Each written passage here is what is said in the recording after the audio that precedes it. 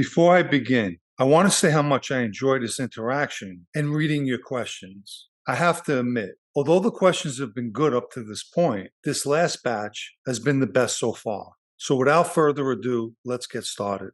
Do you know how Joe Appley and Andrew Simone got appointed consolidate?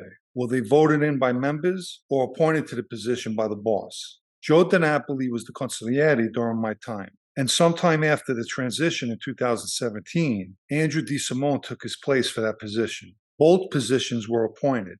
As far as Simone getting the position, it was offered as an olive branch to the Bronx, since the family's power base was taken from them and put back in Brooklyn. If you do a huge score and don't tell the bosses, and they find out, does that become a big problem for them and the crew if they find out someone's hiding a big money score? It wouldn't be a problem for the crew unless several members were involved. The person not kicking up would have the problem. This is referred to as skimming, and in the past, a lot of people were killed for this or shelved. An inducted member had some kind of issue with an associate of his or another family. Would he go straight to the associate about it or go to whoever the associate was around? If it's your associate, you don't need to go to anyone. You deal with it. If it's an associate of someone else or another family, as per protocol, you should reach out to whoever that person's with. I guess it all depends on what the issue is. There was a time when I had an issue with a banana associate. I wind up smacking him. Then I spoke to who he was with. You see, in that life, it's easier to ask forgiveness than to get permission. If someone deserves a smack or a beating, you act first and talk later. For instance, when the Bananas wanted to teach Peter Pan a lesson, they didn't go to Joe Cafe first. Conversely, they just banged them up. As a matter of fact, they didn't even speak to Cafe after that. Without mentioning numbers, during your time, who was the wealthiest in your crew? Although he came to our crew in the tail end and didn't remain with us long, it would have to be Mikey DeSantis. Someone else asked if Mikey was feared in the street or had a violent reputation. With the exception of Big John, I don't know who feared him. As far as a violent reputation, I think anyone in that life should have a reputation as a violent person, because once again, if that's not the case, you don't belong in that life. When you would loan money out to civilians, how would you find them as customers? Would they come to you or would you seek them out? Also, what techniques did you use if they didn't like paying? Most of the time, a customer will be referred to by someone. Anyone seeking you out is a bad sign and should be avoided. As for seeking them out, in all of my dealings, it was usually someone I knew who knew a person who needed to borrow money. As for paying, nobody likes paying, but it's a part of borrowing money. It's the same as a bank loan. You know you have to pay. Personally, I didn't have any techniques and always had my money returned besides the VIG. Do you think Tony Corallo was one of the best bosses of all time? Or was his decision to put Vicamuso and Gaspipe in charge a huge knock to his credibility? I don't know about Tony Ducks being the best boss throughout the history of the mob, but in his time, he was an efficient boss. And I don't believe it was any knock to his credibility. He was going to prison and wanted to fill the voids in the administration. But more importantly, the guy he slated to replace himself was killed. Your crew represented a certain geographical area. Could you tax any criminal such as a drug dealer? To begin with, we operated not only in Brooklyn and Staten Island, but all over New York.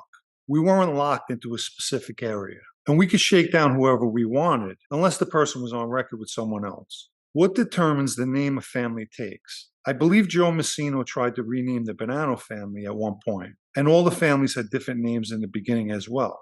Those names came into play at the creation of the 5 families in the 1930s. And Joe Messino did try to rename the Bonanno family the Messino family, and that obviously didn't stick. At one point, Carmine Persico did the same. In fact, one time I was being introduced to someone, and the person doing the introduction was Spanky, Big John's brother, and he referred to the person being introduced as being with the Persico family. It was the first and only time I heard that. In your opinion, as a former member of a family, would the American mob strengthen itself by importing Sicilian and Southern Italians that still have a more traditional way of conduct? I think a good example of that is how the Gambino family began importing Sicilians into their family up to the present day. How did regular civilians act around mob guys during your time? Did they act like they were celebrities or something of that nature? For some reason, I've always noticed civilians like to be in the company of wise guys or be seen with them. I believe any celebrity status took place more in the past than in the present. What is the first serious crime you remember committing as a kid? How old were you? As far as crimes go, it wasn't that serious, but a crime nevertheless. I was about 4 or 5 years old, and along with my cousin Louie and his sisters, we robbed from the Woolworth store. We got caught, the cops came, and our parents had to come down to the store to get us. Can you please explain the hierarchy of Sicilian Cosa Nostra? Inzerillo, Badalamenti, and Bontante were bosses of Palermo. How could there be three bosses of one city? In Sicilian Cosa Nostra, they have bosses for the different towns within the city. Can a friend beat up associates without good reason? Are bullies tolerated in families? If a member wants to put his hands on an associate, he will. But if he continues to assault associates that are around other people and gets the reputation of a bully, at some point, there'll be consequences for him. You're not supposed to use your button as a means to take advantage and abuse people. If it were hypothetically possible, would the five families be wise to consolidate or otherwise reorganize for their own power and operations? As I've earlier mentioned, the five families were created in the 1930s. It's now 2023, and they still remain, and each act on an individual level. When you had a legit job, how did you keep your other life secret? Did people suspect? My job had nothing to do with the street, and I kept it that way. At least I did to the best of my ability. As far as what people suspected, I have no clue. About the oath. When a guy is told that the family comes before his own mother, father, or children, and if your child is on their deathbed and you're called, you have to leave your child's side, do they really take that seriously? It's important to understand that everything that goes on in that ceremony should be taken seriously, even the rules, which many people break. When they mention leaving a child's side in the hospital, they're really emphasizing that the family comes first. Your obligation is to your new family. Do guys really believe that they'll leave their dying child's side? No. If God forbid that happened to be the case, most people will understand that you need to be with your child. Did John Santori have any particular people in that life he respected a lot, and why?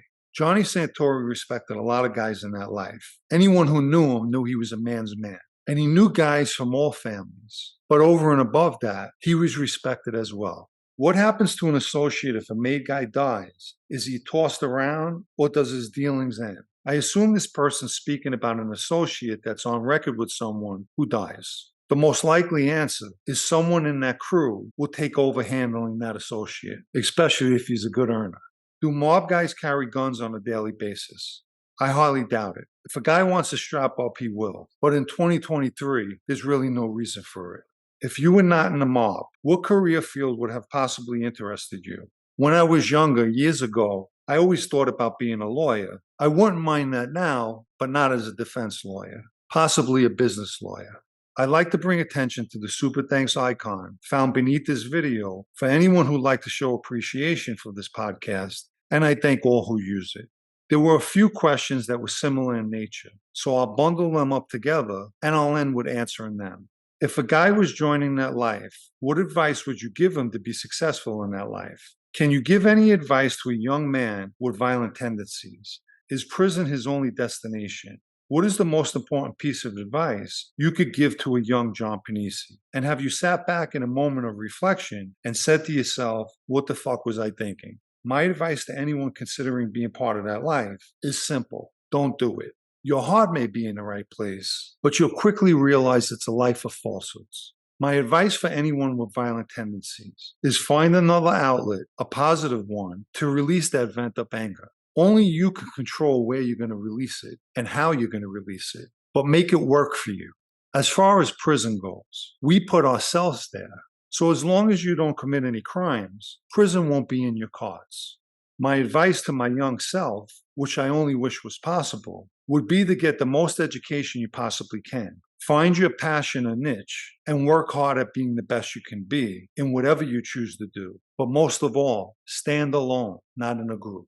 While reflecting back on my past, I've asked myself many times what I was thinking, but I no longer do that because I closed that chapter. And although those past chapters were gloomy, I've come to the realization that I control how the remaining chapters of my life will be lived, and I assure you, they'll be positive, sunny ones.